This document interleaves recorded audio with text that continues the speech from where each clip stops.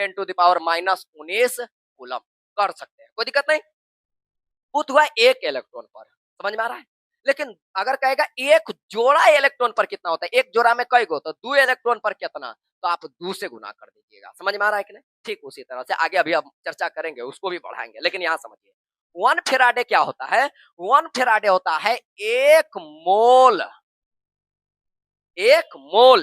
Electron पर आवेश, ठीक है। 1 फेराडे क्या होता है, 1 मोल इलेक्ट्रॉन पर आवेश, यानी कि 1 मोल इलेक्ट्रॉन पर जितना आवेश होगा ना, उसी आवेश की मात्रा को हम लोग क्या बोलेंगे, 1 फेराडे। अब समझिए, एक इलेक्ट्रॉन पर होता है 1.6 into 10 to the power minus 19 coulomb, तो 1 मोल में कितना होगा, तो 1 मोल से गुना कर देंगे। लेकिन को समझना चाहिए कि 1 मोल में कितने इलेक्ट्रॉन होते हैं। जैसे जैसे हम लोग जानते हैं कि अगर हम कहेंगे 1 दर्जन इलेक्ट्रॉन, तो 1 दर्जन इलेक्ट्रॉन में कितना इलेक्ट्रॉन होगा, तो हम जानते हैं 1 दर्जन में होता है 12, इसका मतलब हुआ 12 इलेक्ट्रॉन।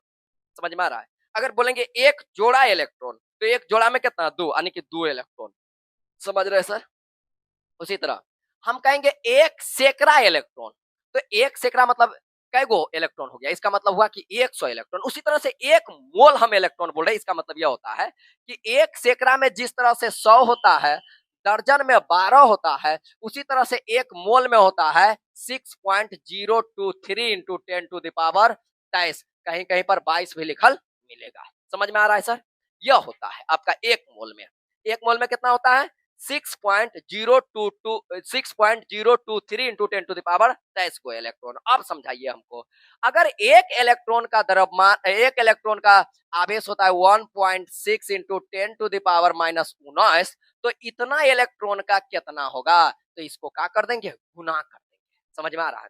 तो 1 मोल पर कितना होगा, तो इसको हम लोग ज्ञात कर लेते हैं। इससे हमको फायदा क्या होगा, आगे फायदा होगा। आगे क्या फायदा होगा सर, यहाँ पर हम लिख देंगे 1 मोल में होता है 6.023 into 10 to the power 23 electron, और 1 इलेक्ट्रॉन पर आवेश कितना होता है, 1.6 into 10 to the power minus 19 coulomb. समझ में आ रहा है। यहाँ पर क्या लिखे है, 23 लिखे है, 23 है, ठीक है। अब इन दोनों को आपस में जोड़िएगा तो कितना हो जाएगा, 23 में से 19 चल जाएगा तो कितना, 10 टू द पावर कितना बचेगा, 4, और इधर तब गुना करने के लिए यही न बच जाएगा। इसको गुना करके हम लोग देख लेते हैं, यहाँ कर लेते हैं 6.023 इंटू 1.6, इसको ना फुल लिख देते हैं इसका वैल्यू, ताकि एक आने की 96, 49, 44, 83 हो जाएगा। कई अंक के बाद दशमलव होगा, 3 आ 4, 7 अंक के बाद 2 2 4 2 6 1 7, यानी कि 9 पॉइंट कितना हो जाएगा, उतना हो जाएगा। तो इसको हम लिख देते हैं गुना करके, ये दोनों का कितना आया है, 9.664 649 फिर हो जाएगा आपका 483 इंटू 10 टू द पावर कितना बचा था, 4। 10 टू द पावर 4 से गुना कीजिएगा तो 4 अंक और ही पीछे चल जाएगा, 1 2 3 4, यानी हो जाएगा 96,494, दशमलव जीरो के बाद ही कुछ इसका वैल्यू नहीं होता है, समझे। इसका हो जाएगा 83, ठीक है। इस सब को मिला जुला के ना लगभग माना गया है 96,500 कूलम। लगभग में इसका आंसर माना जाता है। यानी कि 1 फेराडे में आपको पूछेगा कितना होता है, तो आप कह सकते हैं 96,500 कूलम। ठीक है, इससे आपको फायदा क्या है, फायदा अभी हम बताते हैं क्या है। इससे आपको क्या फायदा है, फायदा यहां से लूट लीजिए आप। क्या होता है फायदा, हम क्या पढ़े हैं कि ई बराबर क्या पढ़े हैं, ई बराबर पढ़े हैं हम इसको ऐसे लिख सकते हैं जेड इंटू एफ बराबर ई, लिख सकते हैं। तो बताइए यहाँ पर जेड बराबर हम क्या पढ़ सकते हैं, ई बटे एफ, लिख सकते हैं कि नहीं, ई बटे एफ। तनी मनी इसी को आगे बढ़ाते हैं, तो अब हम जेड बराबर क्या लिख सकते हैं मेरे बंधु, ई का ई, एफ का वैल्यू कितना, 96,500 कूलम, लिख सकते हैं कि नहीं, लिख सकते हैं। तब देखिए इसका फायदा क्या है, हम लोग क्या पढ़े हैं यहाँ पर, देखिए इसको आप एकदम इसको भूलिएगा नहीं उतारना, ठीक है। इसी वाला सूत्र से पूरा नोमिनिकल्स रद्दी करेंगे, एकदम धज्जी उड़ा देंगे। देखिए हम पढ़े हैं क्या, एम बराबर पढ़े हैं Z into I into T, ये ना पढ़े, Z into I into T.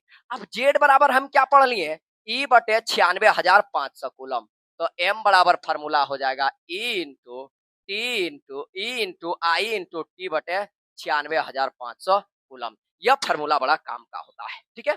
तो इसको आप चाहते हैं स्क्रीनशॉट करना तो कीजिए, इससे आगे हम बात करेंगे इसको मिटा करके, ठीक है। तो अगर आप चाहते हैं स्क्रीनशॉट करने के लिए तो कर सकते हैं, पहले ये उतारना होगा, तब ये उतारना होगा, उसके बाद ये उतारना होगा, ठीक है। और तब आप कर लीजिए इसका थोड़ा सा स्क्रीनशॉट, हम हट जाते हैं। आगे हम बात करेंगे, अब बात कर लेते हैं कि अभी हम क्या पढ़े, एम बराबर क्या पढ़ लिया, यानी कि एकत्रित पदार्थ की मात्रा बराबर क्या पढ़ लिया, हम पढ़ लिए हैं ई इंटू आई इंटू टी बटे 96,500 कूलम, यही पढ़े हैं अभी। लेकिन हम ई किसको कहेंगे, ई किसको कहेंगे, समझिए किसको कहेंगे। जैसे हम बात कर लेते हैं कैल्शियम का, ठीक है। कैल्शियम पर मान के चलिए डबल पॉजिटिव है और इसको अपचयित होना है। अपचयित होना है का मतलब यह होता है कि इस तरह से होगा कैल्शियम का, तो अपचयन का भी क्रिया कहाँ होता है, कैथोड पर। तो कैथोड पर इसको जमा होना है, तो कैथोड पर कब जमा होता है, जब यह इलेक्ट्रॉन ग्रहण करता है। तो इस पर देखिए कितना आवेश है, तो पॉजिटिव 2 है। तो इसको, इस आवेश को खत्म करने के लिए, इसको अपचयित होने के लिए ना, इसको कितना इलेक्ट्रॉन चाहिए, इसको चाहिए 2 मोल इलेक्ट्रॉन। 2 मोल इलेक्ट्रॉन लेकर के, पहले यह था एक्वस और तब यह क्या हो जाएगा, यह बदल जाएगा कैल्शियम धातु में। अब यह सॉलिड फॉर्म में चले आएगा और इस पर आकर के यह क्या हो जाएगा, जमा। समझिए, अब बताइए इसको अपचयित होने में कितना मोल इलेक्ट्रॉन लगा है, तो आप कहिएगा 2 मोल इलेक्ट्रॉन लगा है। कितना मोल, 2 मोल। तो समझिए इसमें ना, इसका निकालने का फार्मूला क्या होता है, ई निकालने का क्या फार्मूला होता है, परमाणु भार। परमाणु भार, अगर धातु है तो उसका परमाणु भार, और आप अनुभार कर सकते हैं अगर वह यौगिक है तो, ठीक है। अब बटे बटे अपचयित होने में लगे इलेक्ट्रॉन की मोलों की संख्या। आप लिख सकते हैं अपचयित